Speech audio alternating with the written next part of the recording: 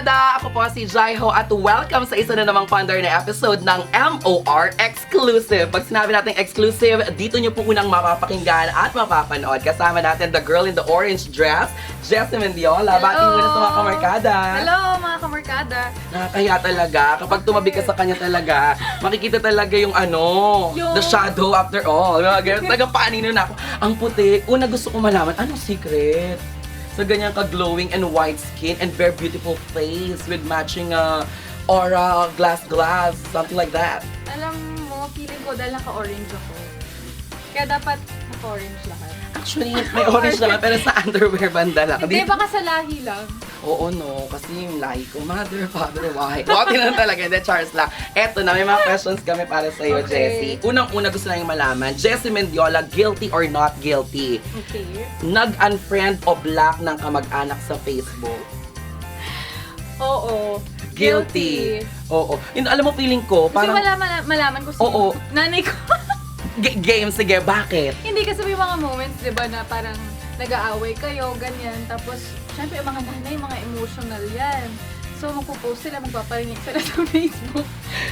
Sige, unfriend na lang muna. Kasi nasasaktan ako eh. Pero minsan, pagka kayo, anak, okay na tayo. Friend mo na ako ulit. Ha-accept. Add friend ulit. Kaya ako natatawa, tinitingnan ko siya. Kasi parang recently lang, ganun yung sa amin. Nag-away kami ng nanay ko. At hindi ako ang nag-unfriend. Ako ang tinanggal ako sa friend ng nanay ko. Tapos pero may group chat pa rin kami. Cut to, may kailangan kami pag-usapan. Sabi niya, hindi pa ako ina-accept ulit. Oh, diba? Ganun eh. Ganun din nanay ko minsan. Ako naman yung ina-unfriend. So parang feeling ko normal siya. lang Oo, yun. ngayon. Next, guilty or not guilty, na-attract sa mas may edad sa'yo. Oo, magalit sa akin si Lou. Kasi nga, ang term, mas may edad May sa'yo. edad kaya sa akin. Yung boyfriend ko ngayon. Gusto mo yung susuklay ako. Kasi baka Louis, mamaya, I love you. nakita mo naman, di ba? Ano na yung akong Kasi sagot? 12 years yung gap namin. But di ba, bata pa lang tayo, narinig na natin ang mga salitang age doesn't matter. Di ba? Kapag mahal Tsaka mo. mas maganda ang may age gap para mas mature yung kasama mo. Kasi di ba, Totoo. minsan ang mga lalaki, mas matagal silang mag-mature kasi sa mga babae. So para sa akin, dahil maaga din akong naging mature, okay na rin sa akin yung ganung age gap. Sakto lang naman. Feeling ko naman, di ba, kung parehas kayong nagko-compliment sa isa't isa, Yes, wala sa edad wala eh. sa edad Oo, yun. true. Guilty or not guilty, nakatanggap ng regalo na hindi mo gusto, kaya iniregalo mo na lang sa iba. Guilty!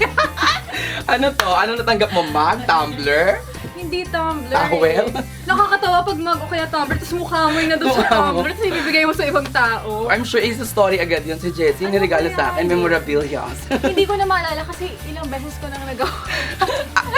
Ay, sino mga guilty ha? Comment down below mga kapamilya I'm kung sure ganun din maraming kayo. guilty dyan. Yes.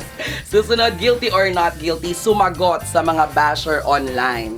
Guilty dati. Mahilig akong sumagot dati. Pagka kunwari may mga oras na hindi maganda yung araw mo o kaya napipikon ka na, talagang mapapasagot ka. Pero natuto na ako maging kalma ngayon. Ako nga, hindi lang online, on-air ko pa sinasagot.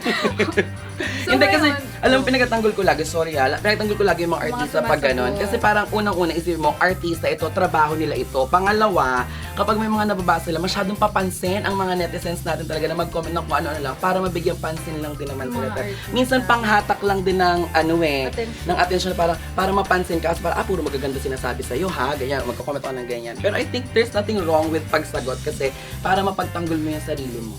Diba? Tama naman. At Parang malabas mo rin yung yung sama ng loob. totoo. Pero again and again, 'di ba, mas maganda nga natutunan ko na gawin natin, 'di ba? Either positive or negative, wag nilang basahin lalo na sa trabaho ginagalawan natin. At saka sa dami-dami naman ng negative dyan, mas marami ang positive. Yes, totoo. Kaya deadmahin mo na lang ang nega. Totoo yan. Last question, guilty or not guilty? Nagkagusto ka sa jowa ng kaibigan mo?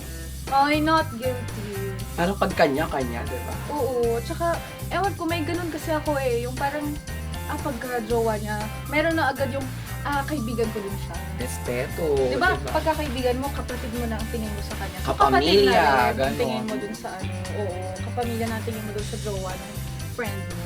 Totoo yan. Jessie, invite everybody para sa pelikulang The Girl in the Orange Dress. Hey guys, inimbitahan ko po kayo na sana supportahan nyo ang The Girl in the Orange Dress. Sa Pasko na po yan, sa December 25. Under Quantum Films yan, kasama ko si Jericho Rosales and directed by Direct Ray Abello. Thank you so much! Mga kapamilya ko po si Jayo para sa MOR Exclusive. Yeah!